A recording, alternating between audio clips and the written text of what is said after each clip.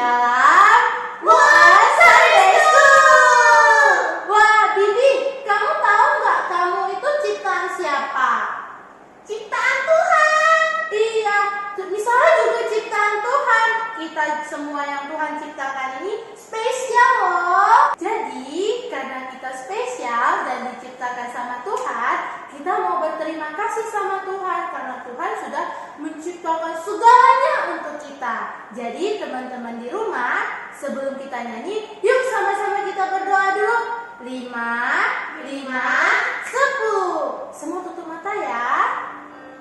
Tuhan Yesus yang baik, terima kasih karena Tuhan telah menjagai kami sepanjang minggu ini. Tuhan berkati ibadah kami dari awal, pertengahan, hingga akhir. Dalam nama Tuhan Yesus kami sudah berdoa. Amin. 3, yuk sama-sama kita bilang music.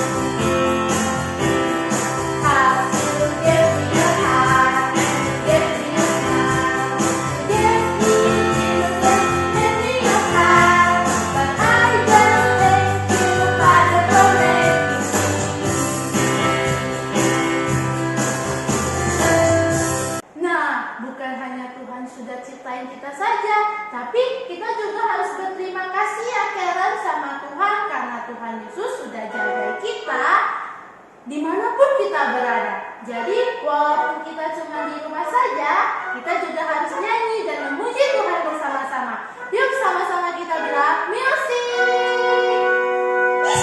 Oke.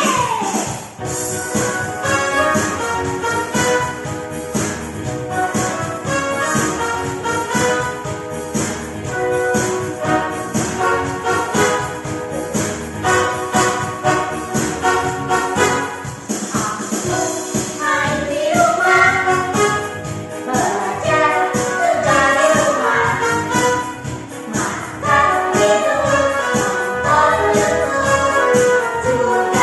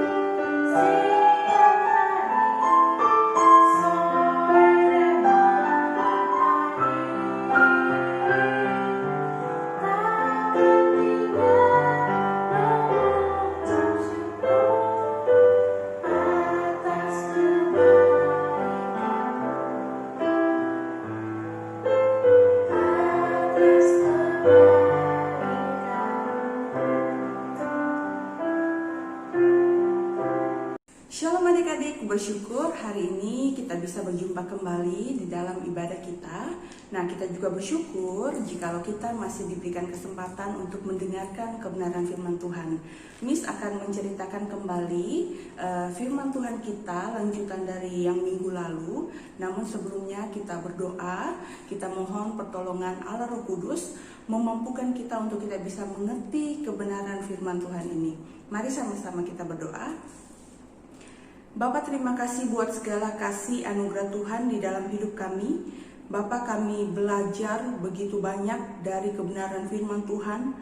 Terima kasih ya Bapak, ketika kami masih bisa mendengarkan firman Tuhan, biarlah hidup kami boleh bergantung sepenuhnya kepada kebenaran firman-Mu. Pimpin hidup kami bisa semakin lebih baik lagi.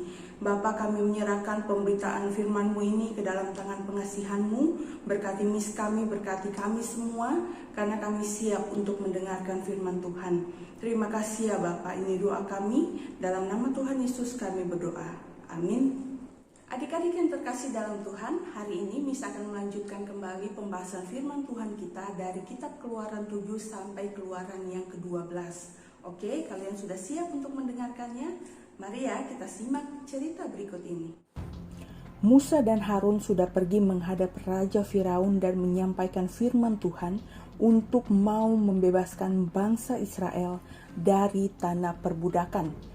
Meskipun mujizat sudah dinyatakan kepada Firaun, tetapi mereka tidak mau mendengarkan dan Firaun tetap berkeras hati dan tidak membebaskan bangsa Israel.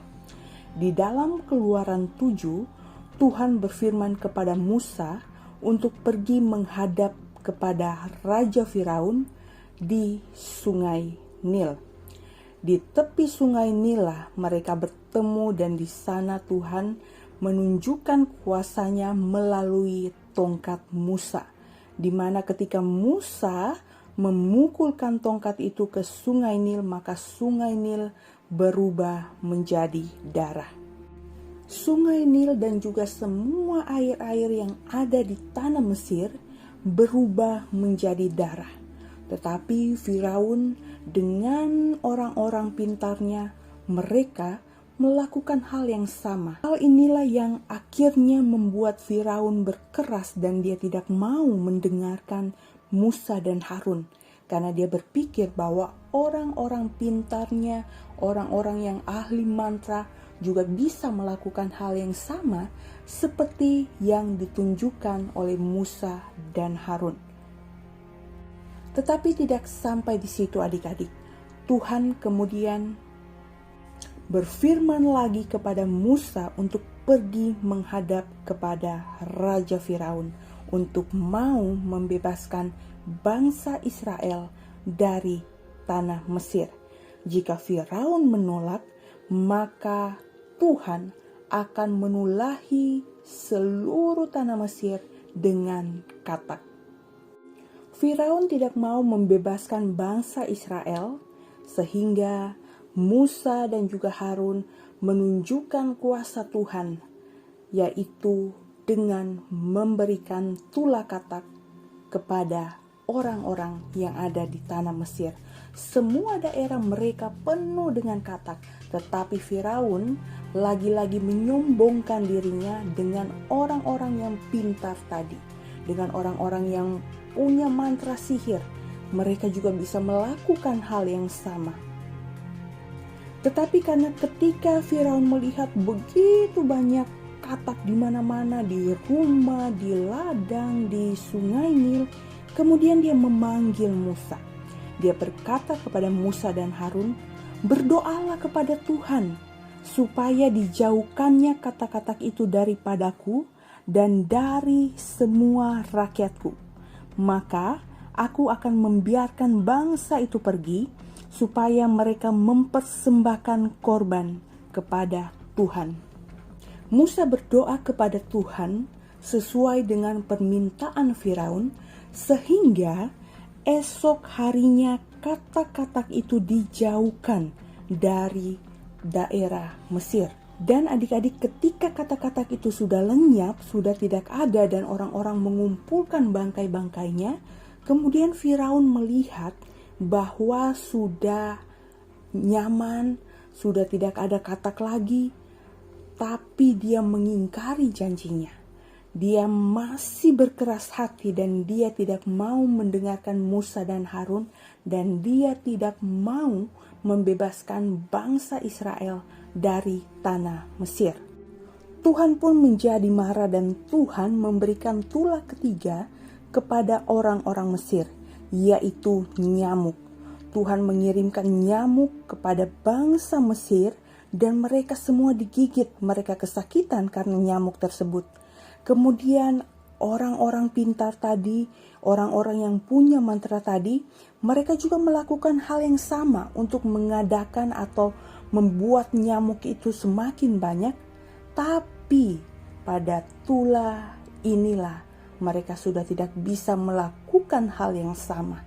Disinilah kita bisa melihat bahwa orang-orang pintar ini tidak ada kuasanya sama sekali dibandingkan dengan kuasa Tuhan. Orang-orang pintar tersebut, mereka berkata kepada Firaun, "Inilah tangan Allah." Tetapi hati Firaun tetap berkeras dan dia tidak mau mendengarkan mereka. Kemudian Tuhan berfirman kembali kepada Musa untuk besok paginya bertemu dengan Firaun di sungai untuk mengatakan kepada Firaun untuk mau membebaskan bangsa Israel. Jika tidak, Tuhan akan mengirimkan lalat pikat ke seluruh tanah Mesir. Dan kalian tahu adik-adik, ternyata lalat pikat itu membuat orang Mesir sangat menderita. Nah adik-adik, ketika Firaun melihat wabah daripada lalat pikat ini begitu banyak dan membuat bangsa Mesir sangat menderita, dia kemudian memanggil Musa dan Harun dan membiarkan mereka untuk mereka pergi mempersembahkan korban kepada Tuhan. Tetapi dia meminta kepada Musa dan Harun, sebelum mereka pergi mempersembahkan korban kepada Tuhan, biarlah Musa dan Harun berdoa buat dia dan juga bangsa Mesir agar dijauhkan dari lalat pikat. Kemudian Musa berdoa kepada Tuhan dan Tuhan berbuat seperti apa yang dikatakan Musa, maka semua lalat-lalat pikat itu dijauhkan dari Firaun, dari semua rakyatnya, dari semua pegawainya. Tetapi adik-adik, kali ini Firaun masih mengingkari janjinya. Dia tidak membiarkan bangsa itu pergi.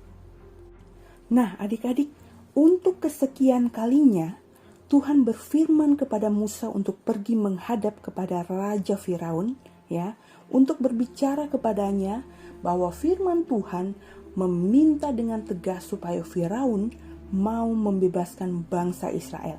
Jika tidak, maka Tuhan akan mengirimkan penyakit sampar pada semua ternak-ternak yang ada di tanah Mesir. Firaun tidak mau membiarkan bangsa itu pergi dan Tuhan mengirimkan tulah tersebut. Semua ternak-ternak bangsa Mesir semuanya mati karena penyakit sampar tersebut. Tetapi kita bisa melihat di dalam Keluaran 9 ayat yang keempat bahwa Tuhan membuat perbedaan antara ternak orang Israel dan ternak orang Mesir. Jadi adik-adik, penyakit sampar itu semuanya kena kepada hewan-hewan yang ada di Mesir, tetapi penyakit sampar itu tidak kena kepada hewan-hewan maupun ternak-ternak dari bangsa Israel. Dari sini kita melihat bagaimana kuasa Tuhan, bagaimana Tuhan tetap memelihara orang Israel. Tetapi adik-adik, sampai tulah yang kelima, Firaun masih mengeraskan hatinya dan dia tidak mau membiarkan bangsa Israel keluar dari tanah Mesir. Kemudian Tuhan berfirman kepada Musa dan Harun, "Ambillah jelaga dari dapur peleburan dan mereka harus menghamburkannya itu ke udara di depan mata Firaun. Maka jelaga itu akan menjadi debu meliputi seluruh tanah Mesir dan akan menjadikan bara yang memecah sebagai gelembung pada manusia dan juga kepada hewan. Jadi orang-orang Mesir dan juga hewan-hewannya, mereka semua kena bara. Meskipun mereka sudah kena bara, mereka sudah menderita, sudah penuh kesakitan, tetapi adik-adik, Firaun masih mengeraskan hatinya dan dia tidak mau membebaskan bangsa Israel. Nah, adik-adik, sampai tulah yang ke-6, Firaun masih mengeraskan hatinya dan dia tidak mau membiarkan bangsa Israel untuk keluar dari tanah Mesir. Di Keluaran 9 ayat yang ke-13, di sana Tuhan berfirman kepada Musa untuk pergi kepada Firaun dan menyampaikan firman Tuhan. Tuhan berfirman kepada Musa supaya menyampaikan kepada Firaun, apakah belum cukup dia melihat kuasa Tuhan yang begitu luar biasa? Tuhan masih membiarkan dia hidup, tetapi dia tidak mau membiarkan bangsa Israel keluar dari tanah Mesir. Maka jika kali ini Firaun tetap mengeraskan hatinya, maka Tuhan akan mengirimkan hujan es kepada orang-orang Mesir. Dan adik-adik, terjadilah apa yang difirmankan Tuhan. Ketika Firaun tidak mau membebaskan bangsa Israel, Tuhan mengirimkan hujan es ke tanah Mesir. Tetapi kita bisa lihat di dalam Keluaran 9 ayat yang ke-26, Tuhan memberikan perbedaan antara tanah Mesir dan juga tanah yang ditempati oleh bangsa Israel, yaitu tanah Goshen. Ya, di tanah Goshen, tempat kediaman mereka, tidak ada sama sekali turun hujan es, sehingga hidup bangsa Israel tetap terpelihara. Ketika Firaun melihat begitu dahsyatnya hujan es yang Tuhan kirimkan, kemudian dia kembali memanggil Musa dan juga Harun supaya mereka berdoa kepada Tuhan supaya Tuhan menghentikan hujan es tersebut. Dia berjanji bahwa dia akan membebaskan bangsa Israel.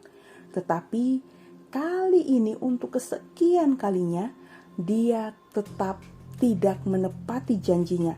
Ketika dia melihat hujan es itu sudah mulai reda, maka dia tetap berkeras hati dan tidak mau membiarkan bangsa Israel keluar dari tanah Mesir. Tuhan tetap berfirman kepada Musa dan juga Harun untuk pergi menghadap kepada Raja Firaun. Jika Raja Firaun tidak mau membebaskan bangsa Israel, maka Tuhan akan mengirimkan belalang-belalang yang begitu banyak ke atas tanah Mesir. Belalang-belalang tersebut menutupi seluruh permukaan bumi, sehingga tanah Mesir menjadi gelap olehnya.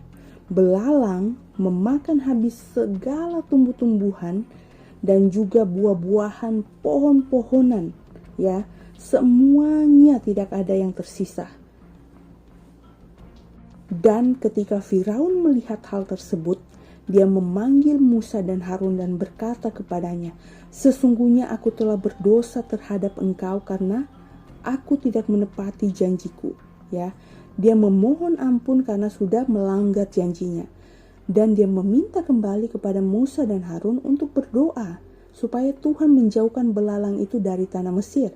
Nah, ketika Musa dan Harun sudah berdoa kepada Tuhan, maka Tuhan menjauhkan belalang-belalang tersebut, tetapi hati Firaun masih juga keras dan tidak mau membiarkan bangsa Israel pergi. Lagi-lagi adik-adik, dia melanggar janjinya. Tidak lama kemudian Tuhan memberikan tulah yang ke-9, yaitu gelap gulita. Dan gelap gulita ini meliputi seluruh tanah Mesir, sehingga tidak ada orang yang bisa melihat dan mereka meraba-raba di dalam kegelapan tersebut. Bahkan Alkitab mengatakan tidak ada orang yang dapat melihat temannya, tidak ada orang yang dapat bangun dari tempatnya selama 3 hari, tetapi pada semua orang Israel ada terang di tempat kediamannya. Wah, luar biasa ya adik-adik. Ketika Tuhan memberikan tulah kepada orang-orang Mesir, tetapi Tuhan tidak memberikan tulah-tulah itu kepada bangsa Israel. Disinilah kita melihat bahwa kuasa Tuhan begitu luar biasa. Tetapi meskipun Firaun, rakyatnya, semua orang-orang Mesir melihat hal tersebut, Firaun masih mengeraskan hatinya dan tidak mau membiarkan bangsa Israel untuk keluar. Nah adik-adik, sebelum tulah ke-10 diberikan kepada bangsa Mesir, Firaun kan masih mengeraskan hatinya. Kemudian dia berkata kepada Musa bahwa, "Pergilah daripadaku, awaslah engkau, jangan lihat mukaku lagi, sebab pada waktu engkau melihat mukaku, engkau akan mati." Kemudian Musa berkata, "Tepat seperti ucapanmu itu, aku takkan melihat mukamu lagi." Nah, disinilah Tuhan memberitahukan tentang tulah ke-10 yang akan Tuhan berikan kepada Firaun dan juga bangsa Mesir. Tetapi Tuhan sudah menyampaikan kepada Musa dan juga Harun untuk menyampaikan kepada bangsa Israel untuk mereka bisa mempersiapkan diri sesuai dengan apa yang Tuhan perintahkan. Mereka diminta untuk menyembelih seekor anak domba, dan penyembelihan itu sesuai dengan aturan yang sudah Tuhan tetapkan. Dan darah anak domba itu harus dibubuhkan pada tiang-tiang rumah bangsa Israel.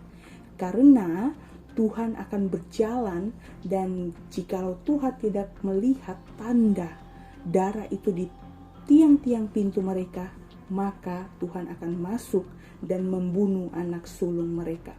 Semua pintu daripada orang Israel mereka bubuhi dengan darah anak domba. Maka pada tengah malam Tuhan membunuh tiap-tiap anak sulung di tanah Mesir, dari anak sulung Firaun sampai anak sulung hewan. Ketika Firaun melihat hal tersebut, dia begitu marah. Dia begitu meraung-raung karena anaknya meninggal. Bukan hanya anaknya yang meninggal, tetapi semua tanah Mesir, mereka penuh dengan kesedihan karena kehilangan anak sulung mereka. Ketika Firaun melihat hal tersebut, dia baru menyadari akan kemahakuasaan Tuhan. Sehingga pada malam itu dipanggilnya Musa dan Harun, serta Firaun berkata, "Bangunlah, keluarlah dari tengah-tengah bangsaku, baik kamu maupun orang Israel. Pergilah beribadah kepada Tuhan seperti katamu itu. Bawalah juga kambing dombamu dan lembu sapimu seperti katamu itu. Tetapi pergilah dan pohonkanlah juga berkat bagiku."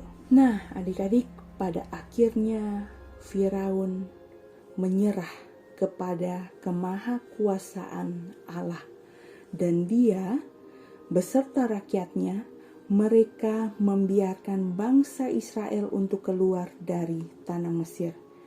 Bangsa Israel kurang lebih ada di tanah Mesir selama 430 tahun, dan pada hari itu juga menjadi hari kemenangan mereka, di mana malam hari itu Tuhan membebaskan mereka dari tanah Mesir.